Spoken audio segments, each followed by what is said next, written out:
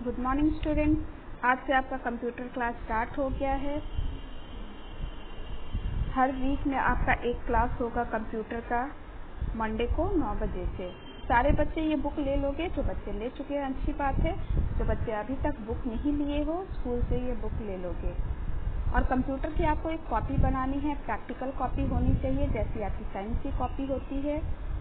Computer की का जो बुक है उसमें आप एक्टिविटी बनाओगे, बुक में ही एक्टिविटी बनाना है और पेंसिल से आपको बनाना है। कॉपी में जो मैं इम्पोर्टेंट पॉइंट्स नोट करवाऊंगी उसको नोट करना है। चलिए हम लोग स्टार्ट करते हैं। सबसे पहले हम लोग कंटेंट्स देखते हैं, हम लोगों को क्या क्या पढ़ना है। फर्स्ट है आपका द इवोल्यूशन ऑफ कंप्यूटर। इसमें हम लोग देखेंगे different generation of computer. Next है आपका स्क्रैच 1।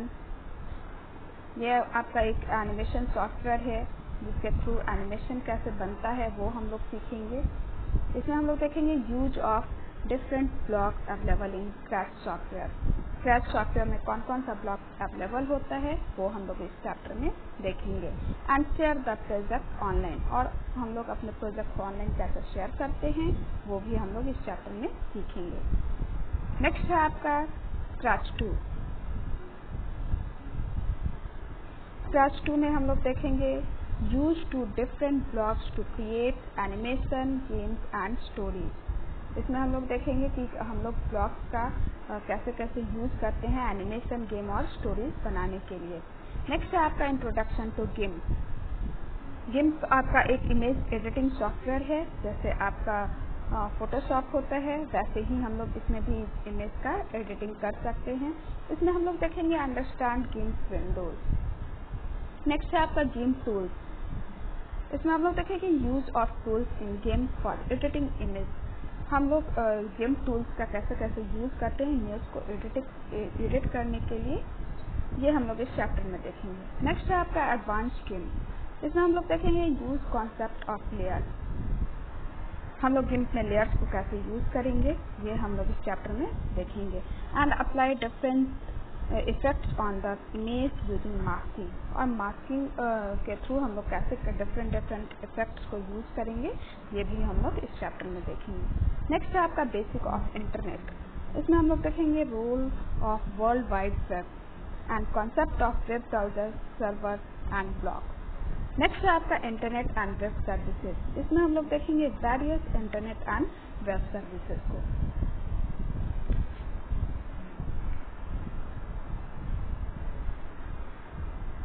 अब हम लोग चैप्टर पे आते हैं। फर्स्ट चैप्टर है आपका the evolution of computer. Learning objective देखते हैं। Appreciate the evolution of computer. Computer का विकास कैसे कैसे हुआ वो हम लोग इसमें समझेंगे। डिफरेंशिएट बिटवीन डिफरेंट जनरेशन, और हर जनरेशन में क्या क्या डिफरेंस था वो भी हम लोग देखेंगे। Understand and appreciate the teach trend, और उसकी तकनीक को समझेंगे। स्टार्ट करते हैं हम लोग टोबो एंड डोबो। टोबो एंड डोबो आप लोग की तरह ही दो बच्चे हैं जो अभी क्या कर रहे हैं, क्लास कर रहे हैं। Tobo and Dobo are attending the history class. Tobo और डोबो अभी क्या कर रहा है, हिस्ट्री क्लास अटेंड कर रहा है। The history teacher explain the stone age, और हिस्ट्री टीचर उन लोगों को स्टोन एज यानी पाषाण युग के बारे में बता रही हैं। इसमें क्या क्या है, Palaeolithic age, Mesolithic age and Neolithic age, यानी पूरा पाषाण युग, मध्य पाषाण युग और नव पाषाण युग। आप लोग भी हिस्ट्री क्लास में पढ़ चुके हो इस युग के बारे में। अभी टोबो और डोबो वही पढ़ाई कर रहा है। See recall how human beings evolved. तो हमें वो टीचर बताती हैं कि मानव का विकास कैसे कैसे हुआ। History period ends and next is computer period. Tobo and Dobo kept wondering about the evolution man from ape-like ancestor। Tobo और डोबो अभी भी आश्चर्य रहता है कि मनुष्य का विकास कैसे कैसे हुआ, वानर पूर्वज से मनुष्य कैसे बना। Computer teacher Tobo, what are you thinking about. Computer teacher Tobo से पूछती हैं कि क्या सोच रहे हो। तो वो our history teachers just told us about human evolution and thinking how computer evolve. अब तो वो बोलता है कि हमारे हिस्ट्री टीचर अभी अभी बताए हैं कि ह्यूमन का विकास कैसे कैसे हुआ है, तो मैं सोच रहा हूँ कि कंप्यूटर का विकास भी कैसे हुआ। All students of the class laugh. A partial computer is thinking about its evolution. Teacher, many inventors contribute of the evolution of computer.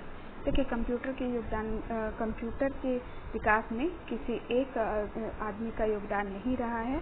बहुत सारे इन्वेंटर्स ने किसी किसी चीज़ का क्या किया है, इन्वेंशन किया है, तब जाकर हमारा क्या आज बना, कंप्यूटर बना है।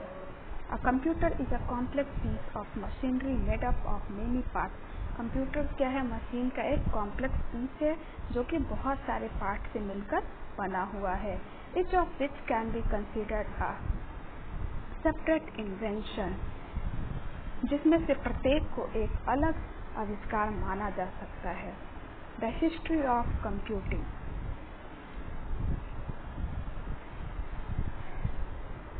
The computer had its beginning in 19th century. देखिए कंप्यूटर का प्रारंभिक जो ये है एज है वो क्या माना जाता है, 19th सेंचुरी, 19वीं शताब्दी को प्रारंभिक समय यानी स्वर्ण युग कंप्यूटर का इसी वक्त को माना जाता है। इस टाइम अंग्रेज गणितज्ञ जो थे चार्ल्स बेबेज, जिनका नाम तो आप लोग सुने ही होंगे, ये क्या हमारे फादर ऑफ कंप्यूटर हैं, ठीक है। तो इन्होंने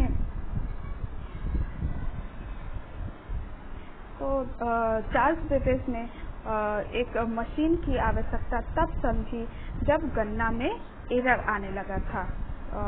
इन लोग पहले जो गन्ना करते थे, ठीक है, तो उसमें कुछ एरर आने लगा, तब उन्हें क्या महसूस हुआ कि एक मशीन का भी आविष्कार होना चाहिए जिससे क्या हो, गन्ना करेक्शन के साथ हो, बिल्कुल सही हो।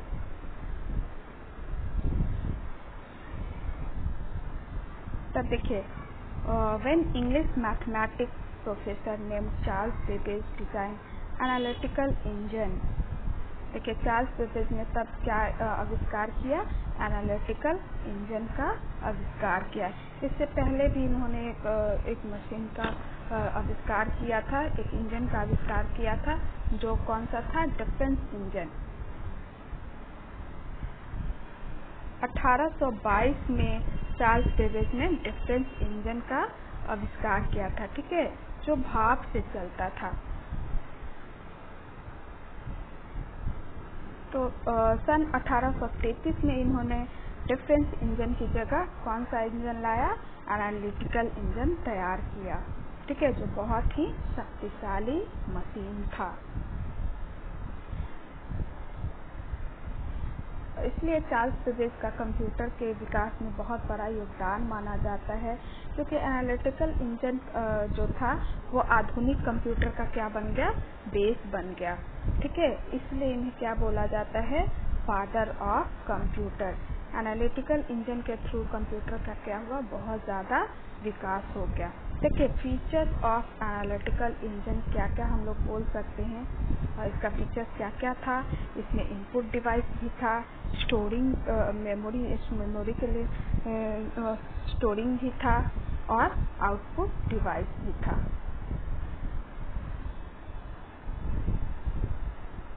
It is on this design that the basic framework of the computer of today are based on। डोबो train engine, अब डोबो को समझ नहीं आता, वो बोलता है कि ट्रेन का engine, teacher no not train, watch this video and you will find out what an analytical engine is. देखिए यहाँ नीचे एक लिंक दिया हुआ है, ठीक है, इस लिंक को आप लोग भी टाइप करोगे फ़ोन में और आप लोग देखोगे, ठीक है, एनालिटिकल इंजन क्या है। वैसे मैंने आपको बता दिया है, लेकिन फिर भी आप एक बार इस लिंक पे जाओगे और एनालिटिकल इंजन के बारे में देखोगे, और यहाँ कुछ क्वेश्चन भी दिया हुआ है, इसको आप लोग सॉल्व करने की भी कोशिश करोगे। ये वीडियो जब आप देखोगे तब आपको समझ आ जाएगा। और इस क्वेश्चन का आप आंसर भी दे सकते हो। पहले आप लोग खुद से ट्राई करोगे इस एक्टिविटी को। जो क्वेश्चन नहीं समझ में आएगा वो छोड़ दोगे, जो क्वेश्चन बन सकता है उतना आप बनाओगे। नेक्स्ट हम लोग देखते हैं generation of computer. Teacher, depending on the time period in which computer were used and their operation, they are divided into different generation. दोगो, what are generation? अब दोगो को समझ नहीं आता है, वो बोलता है कि जनरेशन क्या होता है। Teacher, like we have different generation, grandparents, parents, children at home depending on our age or the year in which we born. In the same way classify computers into 5 different generation. देखिए, जैसे हम लोग का generation होता है, जैसे आपके पहले दादाजी आए, उसके बाद पापा जी आए, उसके बाद आपका जन्म हुआ, ठीक है।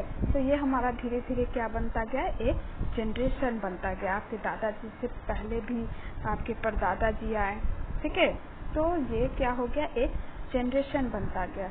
तो वैसे ही जैसे हम लोग का जनरेशन होता है, वैसे ही कंप्यूटर का भी क्या होता गया, एक डेवलपमेंट के हिसाब अकॉर्डिंग उसका क्या बनता गया, एक जनरेशन बनता गया। जैसे जैसे कंप्यूटर का विकास होता गया, ठीक है, वैसे वैसे उसको हम लोग जनरेशन में डिवाइड करते गए।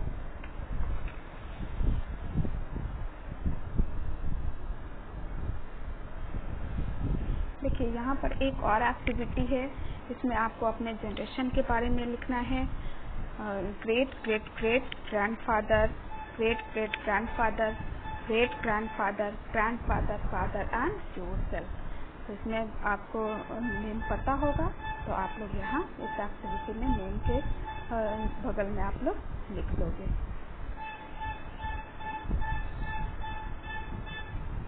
Teacher, have you seen the early mobile phone, the first mobile phone? No. Teacher, let's see the different generation of mobile phone. I have some photos with me. देखिए, यहाँ पर कुछ मोबाइल फ़ोन का generation दिखाया गया है, ठीक है। पहले कैसा मोबाइल फ़ोन आया, ठीक है, उसके बाद धीरे धीरे अभी हमारे पास कैसा मोबाइल फ़ोन आ चुका है। 1999 में देखिए कैसा फ़ोन था, 2000, 2008, 2010, 2012, 2016। The earliest mobile phone was simple phone, bulky with only calling features. The screens were also very small. There was no camera in it. देखिए, पहले का जो फ़ोन था वो क्या था, बड़ा भी था और सिर्फ उसमें क्या होता था, कॉलिंग फीचर्स होता था और उसमें कैमरे की फैसिलिटी भी नहीं थी। Gradually more features were added in the upcoming phones. Every new model of phone had better features than the previous ones. देखिए, धीरे धीरे क्या हुआ कि उससे अच्छे फीचर्स वाले फ़ोन आते गए, जिसमें क्या है, आज के डेट में आपका कैमरा भी है और वीडियो रिकॉर्डिंग भी आप कर सकते हो, इंटरनेट भी है, ठीक है, आप फ़ोटो भी ले सकते हो। तो ये सारे फीचर्स आज के डेट में आ चुके हैं और छोटा मोटा जो कंप्यूटर जो हमारा काम करता है वो भी वर्क आप आज के डेट में फ़ोन से भी कर सकते हो, ठीक है। तो आज के डेट में ऐसा लगता है कि एक छोटा फ़ोन ही, एक मिनी कंप्यूटर हमारे हाथ में है। Have you seen your father's smartphone? Dobo, yes. It has a number of features like camera, internet, video recording, number of apps, etc. It is like a mini computer in our hand. ठीक है, ऐसा ही लगता है कि जैसे हमारे हाथ में एक छोटा सा कंप्यूटर है।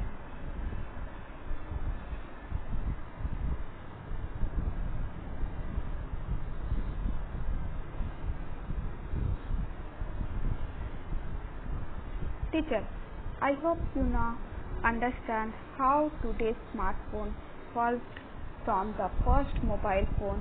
In the same way, each of the 5 generations of computer is characterized by major technological development and fundamentally changed in the way computers operate. Most development resulted in computers becoming increasingly smaller, cheaper, more powerful, efficient computing devices.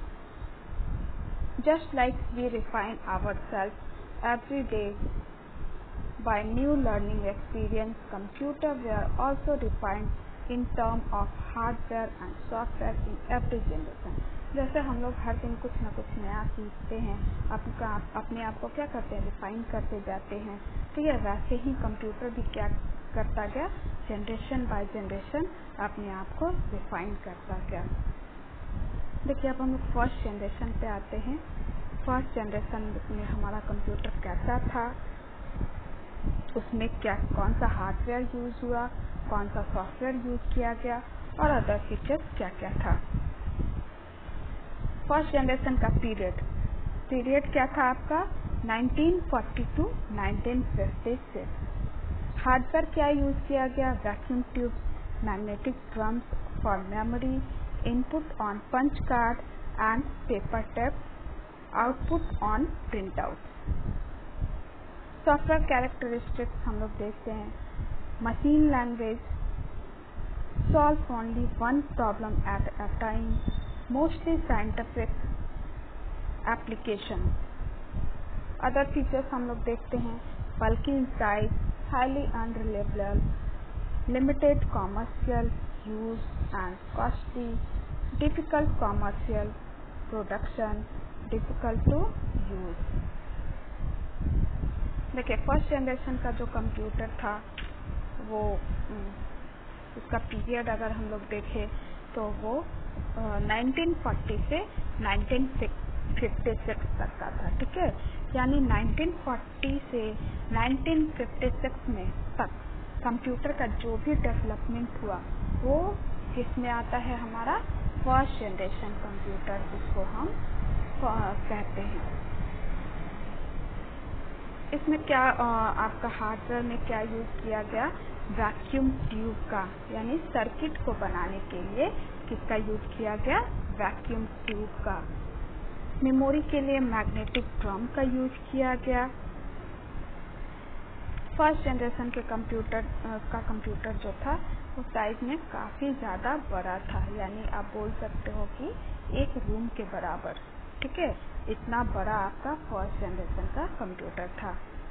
यह बहुत ही महंगा भी था, इसलिए उस time हर country के पास एक ही system हो सकता था। ज़्यादा सिस्टम सारे कंट्री नहीं रख पाते थे क्योंकि कॉस्ट बहुत ही ज़्यादा था। इस जनरेशन के कंप्यूटर में लैंग्वेज कौन सा यूज किया जाता था, मशीन लैंग्वेज। ठीक है, जिसके लिए एक्सपर्ट की ज़रूरत होती थी। उसे विदाउट एक्सपर्ट नहीं चला सकते थे, इसलिए उसके लिए एक एक्सपर्ट को रखना होता था। फर्स्ट जनरेशन कंप्यूटर की जो प्रॉब्लम सॉल्विंग कैपेसिटी थी वो भी काफ़ी लो थी। वो एक बार में एक ही प्रॉब्लम को सॉल्व कर पाती थी। इनपुट के लिए पंच कार्ड का उपयोग किया गया और आउटपुट के लिए प्रिंट आउट का उपयोग किया गया। एग्जाम्पल इसका हम लोग देखते हैं।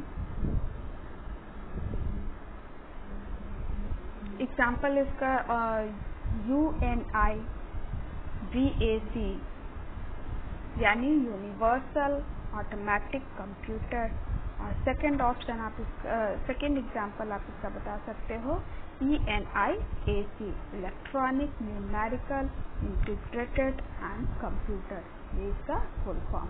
ठीक है, यानी फर्स्ट जनरेशन का एग्जाम्पल कौन कौन सा है। फर्स्ट है आपका UNI VAC universal automatic computer और ENIAC electronic numerical integrated and computer. देखिए, फर्स्ट जनरेशन कंप्यूटर के बारे में आप जान चुके हो। ठीक है, लेकिन इसको हम लोग याद कैसे रखेंगे? तो इसको हम लोग 5 पॉइंट से याद रख सकते हैं। शॉर्ट ट्रिक है इसका। जैसे फर्स्ट में आप पीरियड इसका देख लो। पीरियड में आपका क्या हो गया? 1942 टू 1956। सर्किट कौन सा यूज हुआ? Vacuum tube. लैंग्वेज कौन सा यूज हुआ? Machine language. इनपुट में क्या था? इनपुट के लिए क्या यूज किया गया? पंच कार्ड। आउटपुट के लिए क्या यूज किया गया? Print out. और एग्जाम्पल क्या है? UNI VAC and ENI AC। ठीक है, तो ये 5 पॉइंट्स को याद रखोगे तो शॉर्ट ट्रिक है याद रखने का। आप इजीली इसको याद रख सकते हो। Period, circuit, language, input, output और एग्जाम्पल। नेक्स्ट आपका सेकेंड जनरेशन ऑफ कंप्यूटर। अब देखिए सेकेंड जनरेशन ऑफ कंप्यूटर में इसका जनरेशन पीरियड क्या था? 1956 टू 1963। यानी जब आपका फर्स्ट जनरेशन खत्म होता है, ठीक है, उस टाइम से आपका क्या स्टार्ट हो जाता है? कंप्यूटर का सेकेंड जनरेशन। 1956 टू 1963 तक को क्या बोला जाता है? Second generation period. Hardware characteristics देखते हैं। ट्रांजिस्टर का यूज किया गया, मैग्नेटिक कोर्स मेमोरी का यूज किया गया, मैग्नेटिक टेप एंड डिस्क और सेकेंडरी स्टोरेज। सॉफ्टवेयर कैरेक्टरिस्टिक्स में देखते हैं batch processing system, assembly language, high level programming language और scientific and commercial application. Other features में देखते हैं faster, smaller and reliable, easier to program than previous generation system. Commercial production was still difficult and costly. देखिए second generation जो था आपका, इसका period अगर हम लोग देखें तो वो तो कौन क्या होता है? 1956 से 1963। यानी इस बीच में कंप्यूटर में जितना भी डेवलपमेंट हुआ उसे हम लोग सेकेंड जनरेशन कहते हैं। ठीक है, इस जनरेशन में वैक्यूम ट्यूब की जगह आपका कौन ले लिया? ट्रांजिस्टर। यानी सर्किट बनाने के लिए हम लोग अब इस जनरेशन में किसका यूज करने लगे थे? ट्रांजिस्टर का। मेमोरी के लिए मैग्नेटिक ड्रम का प्रयोग हुआ। फर्स्ट जनरेशन की तुलना में सेकेंड जनरेशन का जो कंप्यूटर था वो थोड़ा साइज में कम था, यानी स्पेस वो कम लेता था। जैसे फर्स्ट जनरेशन में मैंने आपको बताया कि एक रूम के बराबर कंप्यूटर था, लेकिन इस जनरेशन में क्या हुआ? उसका साइज थोड़ा कम हो गया, स्पेस कम लेने लगा। इस जनरेशन में लैंग्वेज को भी मॉडिफाई किया गया। मशीन लैंग्वेज की जगह आपका असेंबली लैंग्वेज का यूज होने लगा। प्रॉब्लम सॉल्विंग फैसिलिटी जो थी वो भी काफी इम्प्रूव हुई। यानी जैसे फर्स्ट जनरेशन में था कि एक बार में एक ही प्रॉब्लम सॉल्व हो सकता था, ठीक है, लेकिन इस जनरेशन में क्या हुआ कि उसमें थोड़ी सी इम्प्रूवमेंट हुई। ठीक है, फर्स्ट जनरेशन के कंप्यूटर के अकॉर्डिंग यानी इस जनरेशन में ज़्यादा अच्छे से प्रॉब्लम को हम लोग सॉल्व कर पाते थे। इनपुट के लिए पंच कार्ड का यूज हुआ और आउटपुट के लिए प्रिंट आउट का ही यूज इस जनरेशन में भी हुआ। अब एग्जांपल इसका हम लोग देखते हैं। IBM 1401, ये आपका सेकंड जनरेशन का एग्जांपल है। अब इसका शॉर्ट ट्रिक देखते हैं, इसको हम लोग याद कैसे रखेंगे। पीरियड इसका हम लोग देखते हैं। पीरियड में आप बताओगे 1956 to 1963। Circuit used, transistor, language used, assembly language, input used, punch card, output used, print out. Example IBM 1401। तो ये इसका शॉर्ट ट्रिक है याद रखने का। हर जनरेशन का 5 पॉइंट्स आप याद रखते हो तो आप इजीली किसी को बता सकते हो और आप भी अच्छे से समझ सकते हो। चलिए आज के लिए बस इतना ही रखते हैं।